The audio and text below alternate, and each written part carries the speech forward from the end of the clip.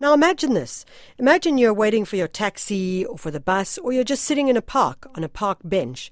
But you're sitting on this bench. You look down, and attached to the bench there is a small diary. And the diary has a pen, and what you can do is you can fill the diary with your thoughts. Now there's someone who's doing exactly that, and what she's doing is tying diaries to the benches of a city in the United States and getting people who sit on the bench to write about them. All the way from the USA, Dessa Lohrey. Dessa, thanks very much for joining us. Hi, Michelle. How are you? We're super. What's the time right now where you are? It's about 2:15 a.m. Okay, so you are desperate for a good cup of coffee. I would be if I actually drank coffee, but I don't. So I'm kind of running on adrenaline right now. Okay, well, we hope that the interview gives you enough adrenaline to keep going for at least the next 5-10 minutes. Dessa, tell us about the Bench Diary project. It really is quite a fabulous project and really talks to cities and how people talk to one another. Right. Well, I started the project in June, and as you mentioned, my goal was finding out what people would share if they happened upon a diary tied to a bench. And I've always been curious about what people are thinking when I pass them on the sidewalk or when I see them sitting on a bench, and I thought, why not try to find out in hopefully a non-threatening way. And I started the project in hopes of connecting people, not only on a small scale within my community here in Atlanta, Georgia, but also on a larger scale by sharing the entry with the world online. And I'm starting to see that connecting happening, and it's really exciting. So, Dessa, how does it actually work? I go and I sit on a park bench. I look down, and there's this little pink diary with a pen attached to it. It's stuck to the bench or tied to the bench, and I can write whatever I like into it. Now, yeah, that's correct. What and who is writing? Well, who is writing? The answer to who is writing is a range of people, a very wide range of people. So Bench Diary is anonymous, so when you write an entry, you don't leave your name, but I do ask that people leave their age because I'm interested in seeing what people of different ages have written. And I've had everyone from a 5-year-old child sort of scribbling and drawing to a 92-year-old person writing.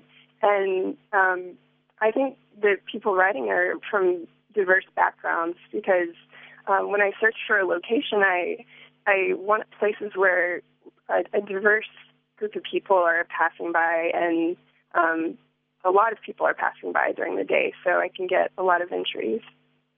So you mentioned the 5-year-old child. I did see one entry from a slightly older child talking about his or her mother in the most unflattering terms. Yes, they wrote, my mom is a jerk. She made me put back the turtle that I caught. And that's actually one of my favorite entries. I really gravitate towards entries from children because they seem to be the most honest. They sort of lack the filters that we've developed as adults that keep us from saying what we're really thinking.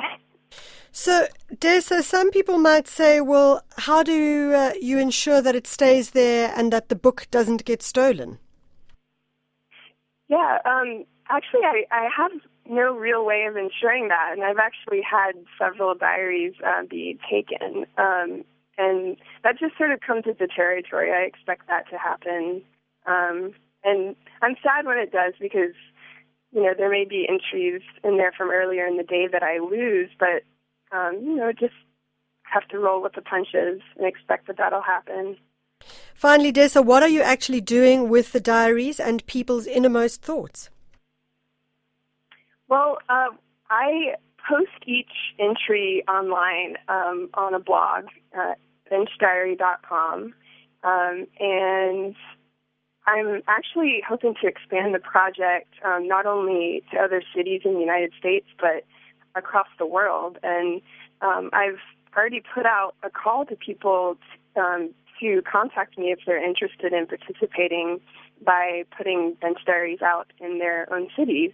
And then they could submit the interest to me, and hopefully I could collect a really amazing cross-section of the world and through our thoughts that we think while we're sitting on benches. It's an absolutely brilliant project, and we wish you all the best in the future. That's Dessa Lohrey, and we're chatting to her in the United States, Georgia, Alabama, and certainly a fabulous project. If you want to find out more about it, you can get onto the website, which is benchdiary.com. benchdiary.com. I wonder what would happen if we left a couple of diaries. What would you write in a diary if you noticed one at the bus stop that you were standing at and there was a diary just hanging from the bus stop with a pen and paper? What would you write on it? Would you write, "It's raining and now I'm caught in the rain before I catch the bus"? Would you write, "Oh, my mom's a jerk," as the one kid did? I'm not talking about my mom, because I love my mom, but as the one kid did. And it certainly inspires some kind of fearlessness in people, so they write things that they don't feel worried about saying because they're anonymous. So let us know. We'd love to know what you think you'd write.